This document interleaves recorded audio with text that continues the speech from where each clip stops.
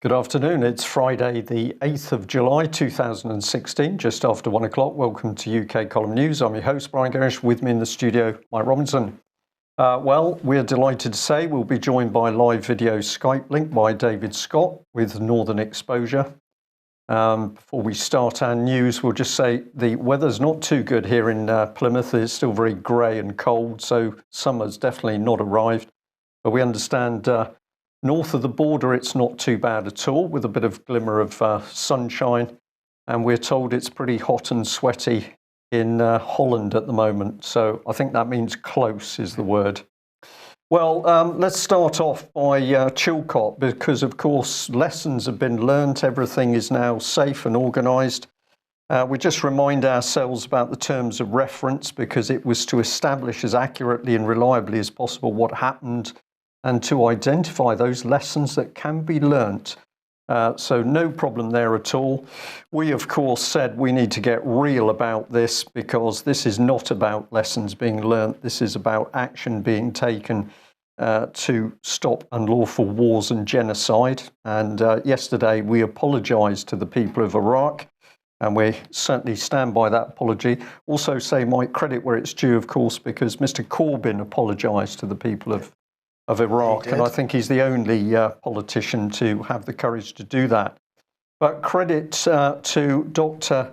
Cornelia O'Leary, who sent us in this email, and I think she is spot on with it. She says, "Dear Brian, Chilcot and other inquiries, David Cameron and the other establishment figures invariably respond to government inquiries by saying that they have learned the lessons of these inquiries, and it's as if that is supposed to satisfy us.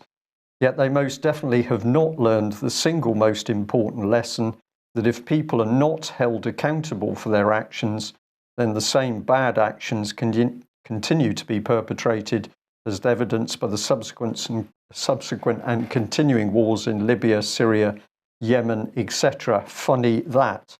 Well, that is a very, very astute email, and this really says it all. It isn't about lessons learnt. It's about bringing the truth and facts into the open, and then bringing those responsible to account. So we say to people, it is up to us to bring the criminal elements of the British government to account, and that will only happen if the wider public start to act in a lawful manner in unison. But I think it can be done. An account, of course, is not holding a press conference with some crocodile tears. Absolutely not, no.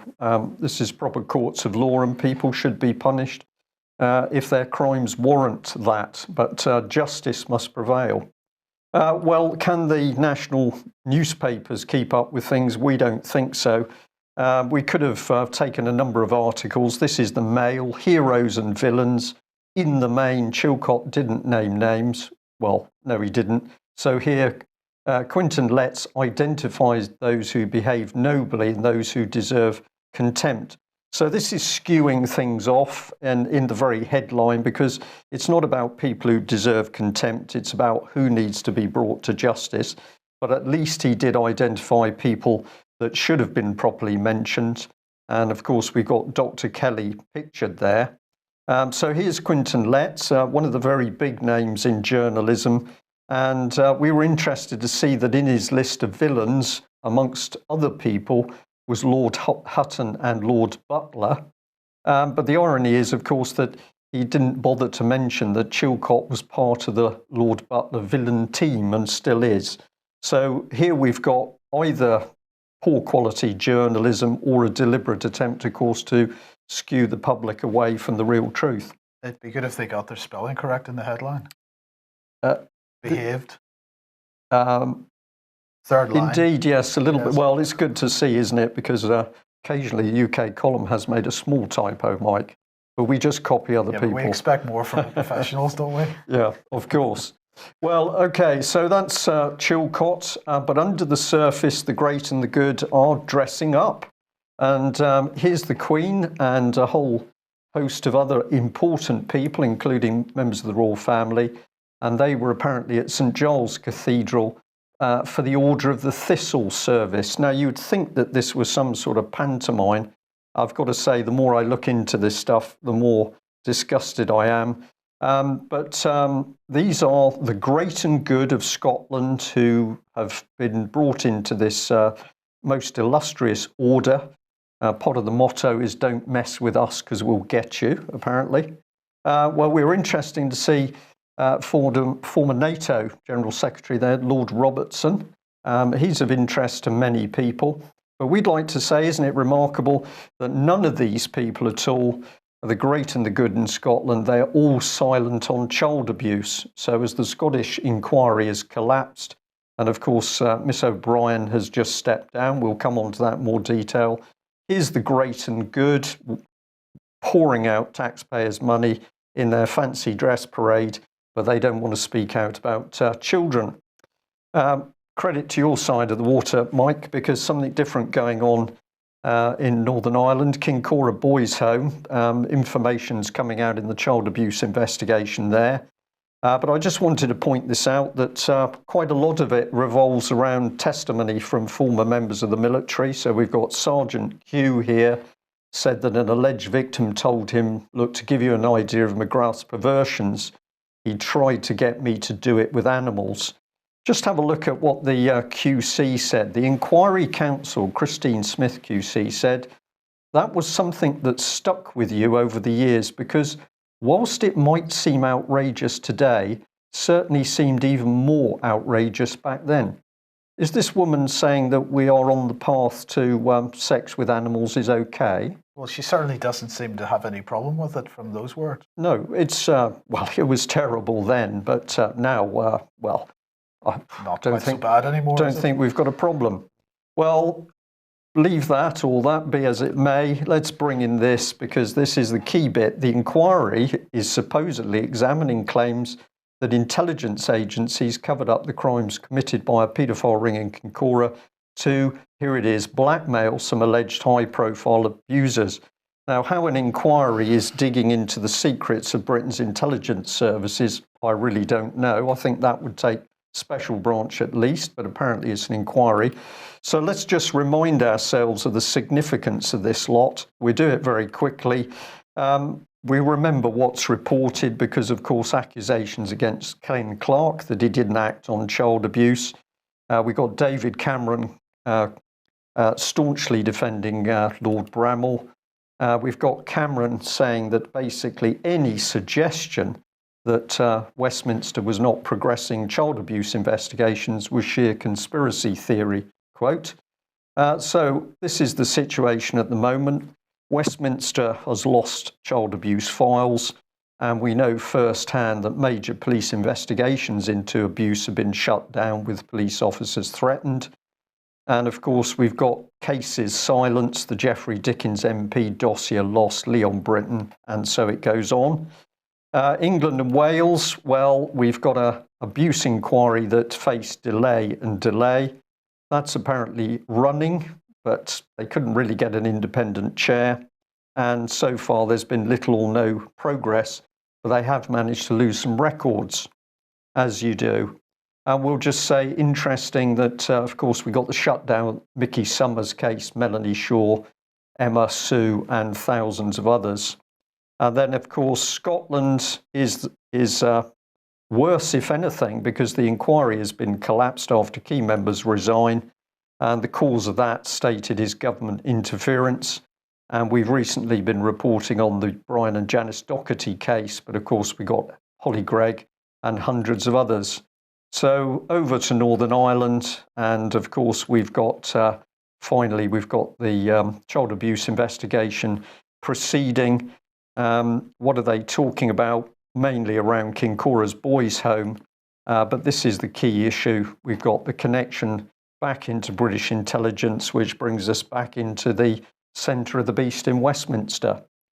We've put this one up previously, but just for a quick run through, if anybody doubts that child abuse is used for blackmail, then look at the BBC video of Tory whip Tim Fortescue, who says quite calmly on camera, the MPs came to us with troubles concerning little boys, and we fixed it for them so that they would do as we asked.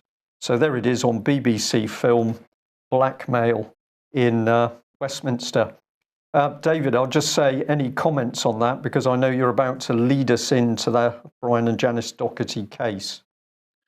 Yeah, just a few quick comments, Brian, on the grounds that you covered there. It was actually George Galloway who it fell to on mainstream media and within the last 24 hours to point out that the Chilcot Inquiry report contains enough information for a trial of Tony Blair on misconduct in public office, which is a crime at common law in England. And there is an equivalent crime in Scotland called breach of duty. We won't see that, of course, but he is right. That is what should happen. Regarding the great and the good at the Order of the Thistle ceremony in Edinburgh, yes, George Robertson is a very interesting chap. A strange CV. He was a bit of a surprise for his posting to run NATO, and he was, of course, the local MP in Dunblane. And when the Dunblane massacre happened, and it came out that Thomas Hamilton was the perpetrator, he exclaimed with great surprise that man has been in my living room. So a very interesting character. And another man who was there with the Queen is David Steele. And David Steele is responsible for putting through the abortion legislation that has seen 200,000 unborn children killed in this country every year. And when that went through Parliament, we were assured it would reduce the number of abortions. And of course, what happened was quite the reverse. Okay, thank you for that. Well, take us into the Docherty case, which for people who haven't listened to the audio, you can do that via the UK Column website. There are 10 sections. It is a story so remarkable that many people have emailed us to say it sounds like a horror story, a horror film, the plot from a horror film, which indeed it does, but it reflects the state of UK in 2016. It does indeed, and that's the point that people need to understand. It's a very personal and very moving story, but it has much wider implications for everyone in this country. We had the great pleasure of having the company of Brian and Janice Docherty during this last week down with you in the UK Column office studio in Plymouth, and they have made a video recording that we're hoping to launch in the early part of next week that will summarise the case. It's not the long and detailed information that's on the audio files, but it covers the main points and will allow people to get a quick overview of what this loving couple are actually facing. The audio files are up and available for everyone to download. And we should also thank the very hard work of a Scottish lady who has been busy transcribing those audio files. And also thanks to Alex, who's been working on this as well. Now, those transcribed files will be up shortly on the UK Column website. Now, this has a great deal of information in it, not only a transcription of the audios, but hyperlinks to all of the organisations mentioned. This makes it much easier to contact people, to ask questions, to demand answers. A wonderful resource, so I encourage everyone to seek that out. On the general investigation, we're getting a lot of help. A lot of people are contacting us, and we're starting to dig and assemble information about the Docherty case. It's very difficult because obviously people in authority do not want to be talking about this, but information is coming forward. This next slide here shows the general lie of land. This is where the Dochertys were staying. The house circled in yellow is the East Lodge at Crimmin Millgate, and that was where the Dochertys were staying. And the one immediately adjacent to it, circled in red, is where the man Alan Lowe, who approached them and offered them £25,000 for the son, that's where he is staying.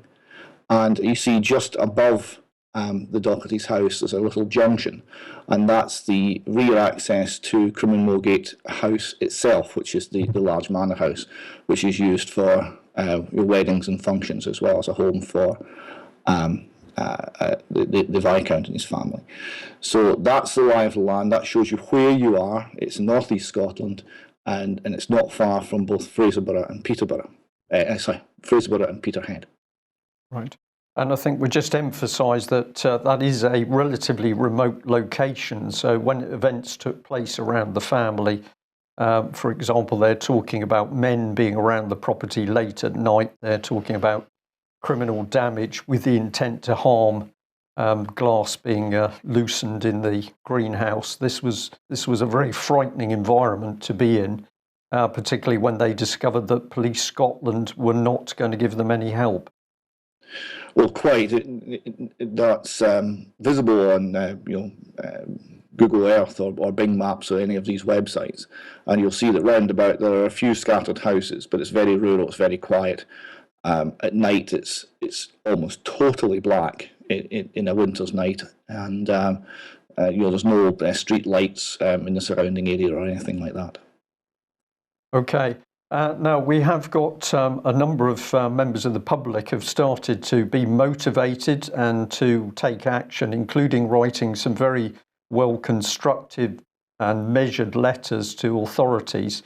We've just chosen one to give an example, and we, of course, are stressing that anybody that wants to help in this case, what we are encouraging is people to do things in a professional, measured, polite and reasonable way. This is so important. We certainly don't want to encourage anybody to fire off angry emails on the spur of the moment. That will be unhelpful. But this is one letter that is particularly measured and pertinent. Could you give us a little bit of a run through the key elements that this person? Yes, this is written to the Chief Constable of Police Scotland, Phil Gormley, and the person writes with a whole series of questions. First one here is, how can Police Scotland justify not investigating the man who offered Brian Docherty £25,000 for access to his autistic son, when the man in question has admitted that he did, he did in fact do so. The second question is, why, less than 24 hours after Brian Docherty reported that Alan Lowe, the occupant of a neighbouring property on Viscount Petersham's Crummin-Mulgate estate, had offered him £25,000 for access to his son, did Sergeant Buchan of Police Scotland Fraserburgh arrive in his doorstep and attempt to persuade Mr Docherty with considerable persistence that there was nothing to be concerned about? And on it goes. These are a whole series of questions which relate to the conduct of Police Scotland, principally at the early part of the case. And they are very pertinent questions indeed. Another one here, why did PC Lamont, the female officer who allegedly wrote a concern report to social services attacking Mr and Mrs Docherty and their children, have no knowledge of the contents of her own report? That's a very good question. It is a police concern report that mobilised social services and the whole child protection paraphernalia of the state and directed it against the Docherty family, and that report would appear to be fraudulent. We need to know much more about that. We need to know who, and we need that fully and thoroughly investigated.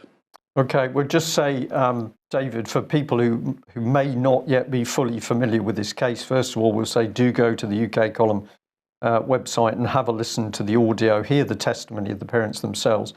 But you look at the massive state effort in Scotland via the police, via the courts, via social services, via local authorities to hound, harass and silence this family.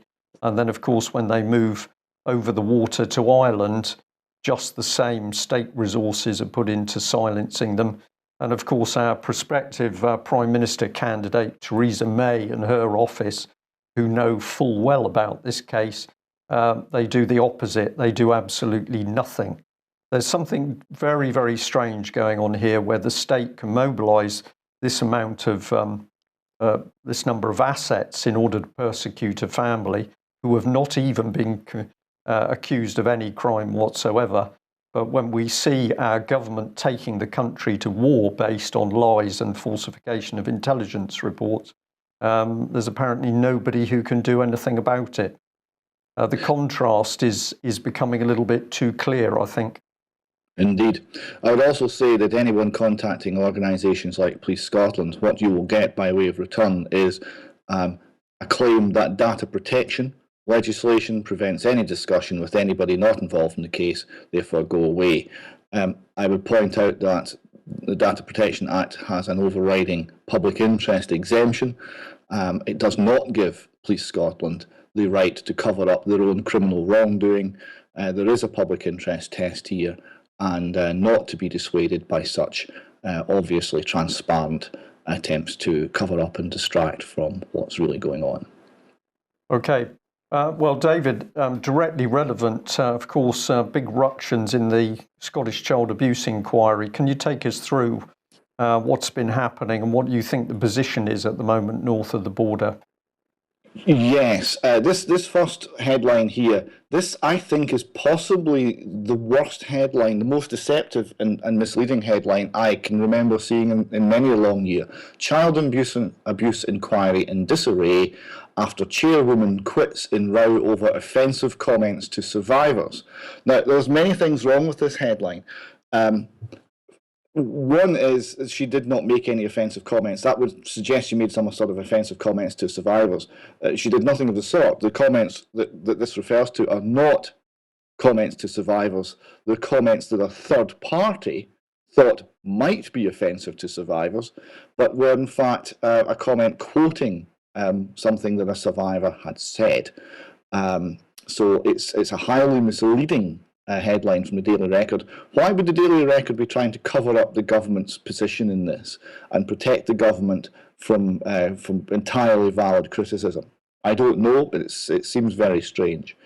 What actually happened was first Professor Lamb and then Susan O'Brien QC, the head of the inquiry, resigned, and both cited Scottish government interference in an allegedly independent inquiry as the reason.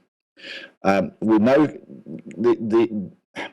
came out in the O'Brien resignation letter, however, was much more, that the interference had comprised pressure on her personally, going back for months, and there was an attempt to remove her by the Scottish government from the inquiry because she had not been sufficiently cooperative to the way they wanted her to run her independent inquiry. Now, this pressure came from a couple of reported comments which were viewed as being beyond the pale, and these were blown up into a major issue and used to call her chairwomanship of the inquiry into question. The person who reported these comments was Dr. Claire Fyvie. Now, this is her giving evidence to the Scottish Parliament, one of the committees in the Scottish Parliament. Now, Dr. Claire Fyvie runs a specialist clinic for dealing with people suffering from traumatic stress. Now, this can be ex-military or people from the general public, even jurors who have had to go through very traumatic trials and hear harrowing evidence. So it covers a full range of people who might have some sort of problem with traumatic stress. It receives a very generous grant from the Scottish Government, but Dr. Fyvie herself is actually a former SNP candidate in central Scotland. So she is hardly independent of the Scottish Government. It seems very strange that this person who runs the clinic she runs is called the River Centre. So she gets government money. She's an SNP candidate, presumably still an SNP member. She's the only person who took exception to something that the head of this inquiry said. This was reported and blown up into an enormous crisis and used to threaten the position of the head of the inquiry. It seems something out of nothing. It seems an obvious attack on the head of the independent inquiry by the Scottish Government. And where does the inquiry in Scotland go from here? Because any inquiry set up by this government must be tarnished with the same suggestion of control, of direction, of lack of independence that this inquiry has had. This next slide here the survivors want a judge to lead the crisis hit inquiry. The survivors also want an extension to the terms of reference, because the terms of reference were far too narrow. The terms of reference for this inquiry were only residential accommodation run by the state or certain churches. Therefore, if you were a day pupil in these same institutions and you were sexually abused, you were not within the terms of reference of the inquiry. An obvious nonsense and failure to tackle the real problem, and a way of excluding the vast majority of victims and survivors. And of course, helping to protect the state. So where the state is caring for the child and there's abuse, well, that isn't really abuse. You've got another headline from News Politics here: child sex abuse victims being bullied by state to drop redress claims. This fits, sorry, David, this fits the picture with England and Wales, of course. Same thing has gone on there. Yes, this is into the Republic of Ireland, and the same thing's happening. That abuse survivors are told, well, if you want to pursue this, you're going to be crippled with court costs. And they're being, by this means, induced to abandon claims and abandon the search for justice because of the threats of crippling financial burdens being imposed upon them. Yeah. Okay, well, Police Scotland can't investigate child abuse. They can do what they like with ANPR Records. So just very quickly, before we move on, what's been happening here? Yes, it transpires that Police Scotland have licence plate records taken from automatic licence plate recognition machines all across Scotland. They're holding all of these all the way back to 2012. Some 200 million records a year they currently hold. Earlier records are only vehicles of interest, so those records are only 80,000 or so. But if you've been to Scotland in your car since 2012, be assured that Police Scotland know about it. Yeah. Well, at least we can trust them to look after our well-being, or not. Sorry, that is black humour, because sometimes we don't quite know how to get across the seriousness of things.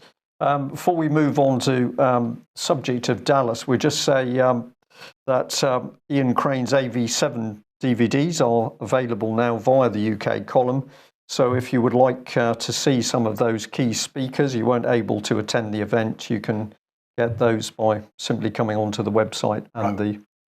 While we're doing advertisements, yes, I'll just mention that we have released to the public, rather than just to members, the interview that David did with Gillett Atzman a couple of weeks ago. Now that's at the moment just available on YouTube. I'll have it up on the website over the weekend. But David, just 2 minutes or a few seconds on that conversation. Well, it was a very interesting conversation. I enjoyed speaking to him enormously, and we covered a lot of ground to do with Jewish identity politics and the wider implications it has for the world, for the Middle East, and also similarities and differences between Great Britain and the United States and the culture and political establishment within Israel and within the wider Jewish diaspora. So we covered a lot of ground. I hope people will tune into that and find it as interesting as I did.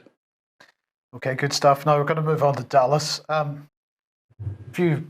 week or two ago, Patrick and I were bringing Patrick into the office at the moment, and we were discussing some things on the way into the office. And Patrick made the suggestion that really we should put some of our conversations on video because we're sort of losing some stuff.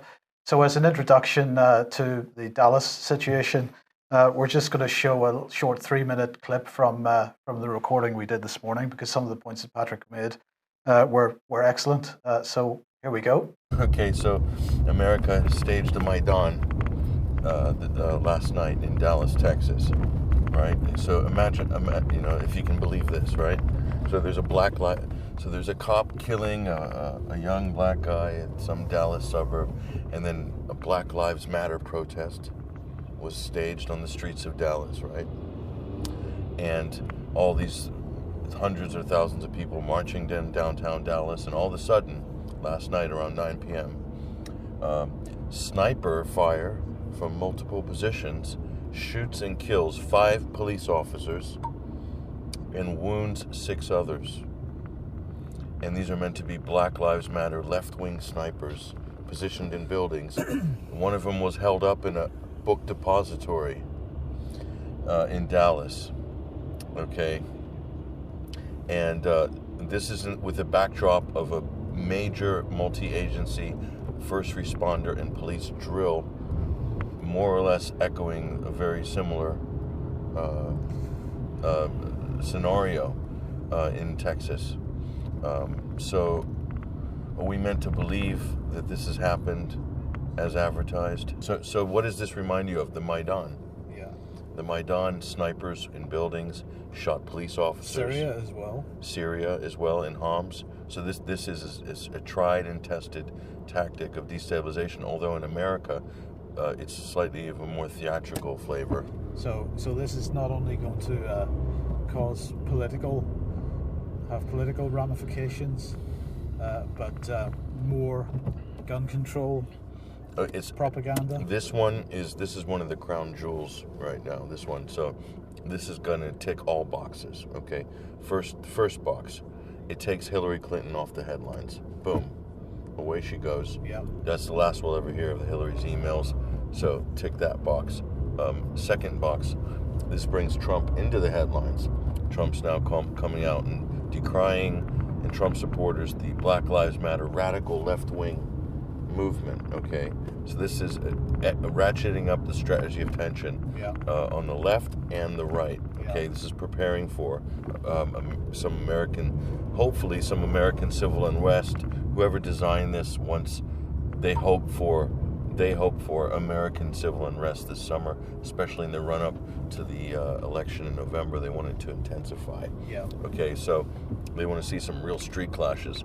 So when you stage these events, I think the object of staging some of these events is that you'll hope that real events will manifest on their own in the streets. Yes. Okay, so that's kind of like obviously what it looks like to me. It's completely contrived. Okay, and so then calls for gun control. They use long range AR-15 type or semi-automatic, long range rifles. So gun control will be front and center. So both the left and the right can feed off this event and benefit from it. But the state is the ultimate beneficiary, because the state will use this to increase security measures. And guess what else, Mike? Make protests. You can't have protests in the streets because of safety. Okay, this is also designed to create a chilling effect. So the only protests you'll see on American streets are foundation-funded, state-approved, fake protests. Okay, this is what these events are designed to do. So there we go. That's our introduction to Dallas. Now, David, we'll just move on, because the Edinburgh Police Scotland, calling this a thin blue line. Some people may not get what that means. Give us a bit of a clue here. Yes, this is a strange and quite a troubling comment. So they're seeing common cause with the Dallas police who have been killed here, and they make this reference to the thin blue line. Now, this is analogous to the thin red line, but the thin red line was, of course, referring to the Argyll and Southern Highlanders at Balaclava, and that's a military operation. So if we're talking about the thin blue line, we're talking about a narrow, a small force holding back waves of attack, and holding back the enemy. Now, what I want to know is, when Police Scotland say that, or when any police force says that, who exactly are they seeing as the enemy? Is this an us and them mindset that we're seeing develop here? Is this siege mentality that we're seeing developing here? I think there's an element in the United States where that's the case, where you have a culture within the police force. And remember, police are killing over 1,000 people every year in the United States. In fact, we've got this Guardian article here Yes, the this is very counters? interesting. It's figures here. So it's over 1,000 a year. So this is the total for the first 6 months of 2016. So we see 566 so far this year. It also breaks it down based on ethnic type of the victim, and also on a state-by-state approach across America. Around 30% of the victims are described as black. Now, that is obviously more than the proportion of the black population in America, but given the levels of crime in the black community, actually probably a little less than I would have thought. So you're talking about getting on for 70% being white. And what this Guardian article also shows is the faces. And you see every type of human being in those faces looking out at you. It's very striking. And it's always couched in terms of Black Lives Matter and it's some form of racism. But if you look at the races of the victims and the races of the shooters, that doesn't seem to hold up. And I wonder if, in falling for this Black Lives Matter narrative, we're simply allowing more divide and conquer, and we're allowing ourselves to be split into different races and different groups, when there's something much more fundamental happening. It's the state versus the people. David, very interesting point. I've got an eye on the time here, so I'll just interject with this very quickly. But we need to remember who is training the police. I haven't got details of the American side. We can have a look at that. But certainly in UK, Scotland, Wales, England, we've got some extraordinary people now come into the frame. So police training college run by a lady psychiatrist.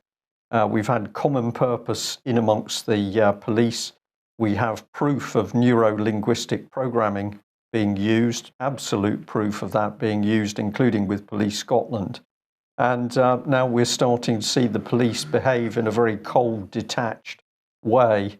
The phrase, I think, is desensitized. This is a real objective, that we've now got police who don't think in terms of protecting the public. They, as you say, regard the public, or increasingly regard the public, as an enemy to be crushed with whatever tool they're given, be it a taser or a firearm. This is very dangerous stuff, and I think we'll be looking at this in more detail over the coming weeks. Well, we've had the countdown, and now the event has started. Here is the NATO summit today, and there's Jens Stoltenberg standing up and giving his opening remarks earlier on. What did he have to say? He said that the Cold War is history and it should remain so. And this idea, or this message of defense and dialogue, is a message that unifies the alliance. And since we are unified, we're also able to implement and to deliver on our decisions. That's what he had to say. He said that Russia is an integral part of European security. He said that we have launched a wholesale reform and reinforcement of our collective defense and deterrence, the biggest since the end of the Cold War. The NATO response force is now 3 times bigger, with a brigade-sized spearhead force at its core, able to move within days. And he said, of course, that NATO, however, does not seek confrontation. No, it just acts as if it does. Yes, indeed. So kind of mixed messages from Stoltenberg, because he went on to say that we will also reaffirm our commitment to our partners in the East, Ukraine, Georgia, and the Republic of Moldova, to help them resist outside pressures and advance reforms. So the outside pressures can only be one thing. And in fact, this was echoed yesterday, I think, by Angela Merkel, who said Moscow has undermined European security in words and deeds by infringing Ukraine's borders. And they have profoundly disturbed NATO's eastern members, who therefore require the unambiguous backup of the alliance.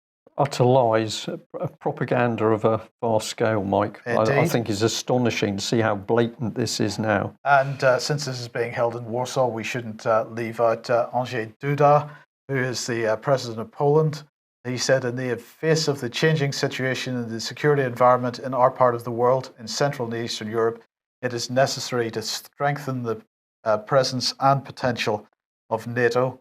And he said, together we have to ensure that anyone who, if only for a moment, is tempted to apply the law of force would come to understand very quickly this simply does not pay off.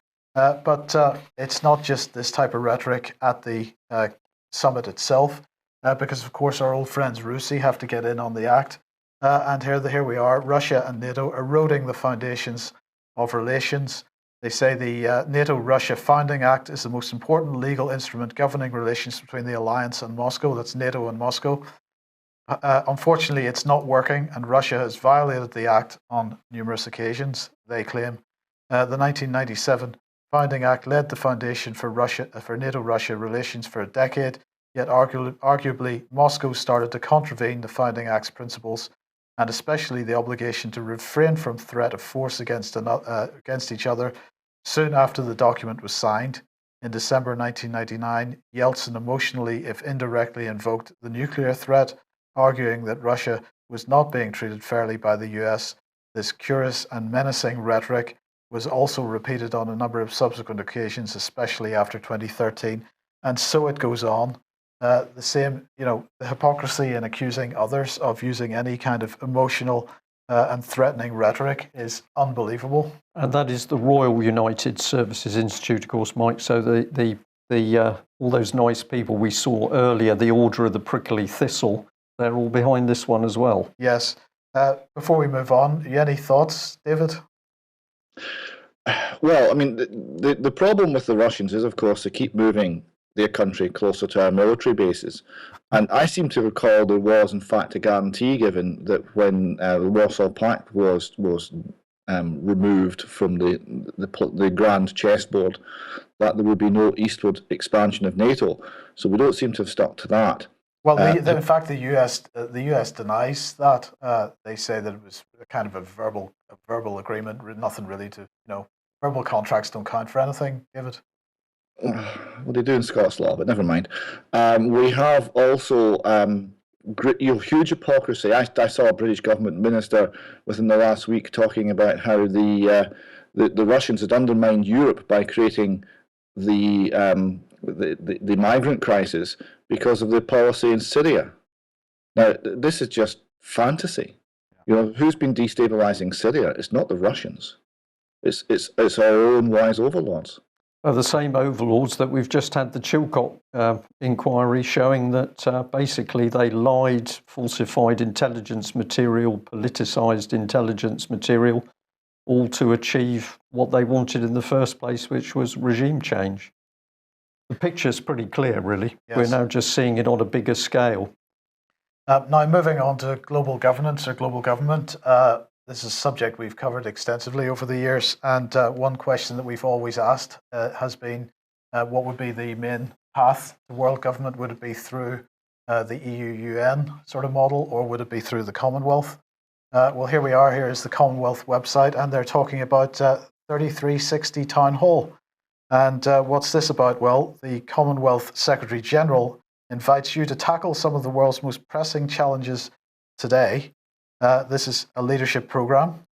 And here is what the Secretary-General had to say. The world faces enormous challenges. We need you to be part of the solution. Now, who's running this? I can't imagine. It couldn't be, but it is. It is Common Purpose 3360. What they say, 3360 is a leadership program that equips aspiring Commonwealth leaders aged 18 to 30 with the skills and the networks to make a difference now. Young people will work within an international group to develop solutions to some of the planet's most pressing issues. They will also get the chance to present their ideas to the Commonwealth Secretary-General as she searches for exciting new initiatives to champion on the global stage. And this is taking place today. A conversation with that Secretary-General, Baroness Scotland, hosted by the Vice-Chancellor of the University of the West Indies. Now, 3360, as I say, is a leadership program. They say that it equips young Commonwealth leaders with the skills that they need. They say that the world needs leaders now. Brian, we need more leaders because we haven't got enough leaders. The world's falling apart with the leaders that we have, so we need some more. And so they're encouraging us, if you're young enough, to be a leader with 3360. Chosen leaders, of course. Yes. Selected and chosen leaders. Yes, and of course they point out that the Commonwealth is home to 2.2 billion citizens, of which more than 60% are under the age of 30. Now, the question is, what happens on this program? Well, as a participant, you would get the opportunity to tackle a challenge of fundamental importance to the Commonwealth and the wider world. And in this case is, what can our generation of the Commonwealth do now to make our cities more inclusive and safe in 2030? And they're going to explore those challenges, that challenge through in-depth conversations with talented leaders from all sectors, behind-the-scenes visits to a range of incredible organisations. So which organisations are we talking about? Amnesty International, First Heritage Cooperative Credit Union, Independent Jamaica Council for Human Rights, Jamaica Constabulary Force, Jamaica Observer, the Ministry of Local Government, and then we get into the big boys, PricewaterhouseCoopers and the World Bank. They're going to engage with an interactive online content, and they're going to engage, they're going to carry out group work with other exceptional young leaders. So there you go. The Commonwealth, absolutely a target for common purpose. En route to world government. Indeed. And of course, one thing that needs to be put in place before we reach world government or world global governance is the subversion of British common law and British ways of doing things. So here is the Lord Chief Justice. This is tweeted out by the Law Society Gazette because he's calling for a modern code for criminal law. Needed, here it is. And a new effort to codify the criminal law to make it easier to understand, apparently, because we're just too stupid to understand the law anymore. And it's long overdue, the Lord Chief Justice has said. And he's recommending drafting a single document that sets out the nature of criminal conduct. So I guess he's going to try to do that on a single side of A4 or something like that. It is long overdue for clarification and simplification, he says. We ought to be able to look at a single document that sets out the nature of criminal conduct, in other words, a modern code. No one should suggest that we should all be our own physicians, even if what some describe as Dr. Google is the modern neurotic's best friend, he said, whatever that means. So this is Lord John Thomas, just to give him his name. But basically, we're going to throw out the constitution of this country and replace it with something which is modern and therefore European in style.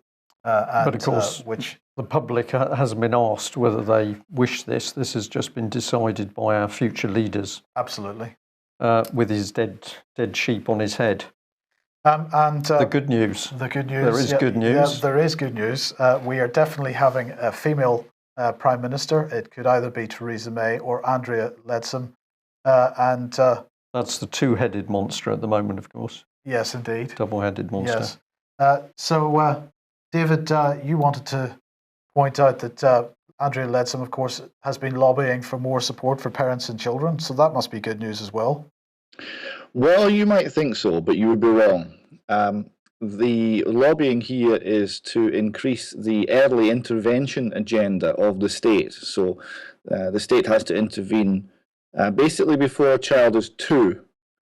3 is too late. So it's all about early intervention. This is the same set of ideas and junk science that underpins named person in Scotland and all other attacks by the state on the family all around the world. And she seems to be wholeheartedly supporting that. So that rather flies in the face of the traditional old school conservative family values agenda that she is claiming to stand upon. So is she nailing her colours to the mast for a named person for the whole of the United Kingdom, do you think? Well, that would be the implication. She's certainly buying wholeheartedly and pushing wholeheartedly along the agenda that underpins named person. How far she'll go, well, only time will tell, but she's already surrendered all the important high ground. Yes, and so we'll end on this one. 199 Tory MPs want May. Doesn't that just tell you where their sympathies lie? Yeah, I thought this was very interesting. So this is a Twitter a tweet in favour of Ms. Leadsom. Now there she is standing in an old English church, looking very traditional and trustworthy.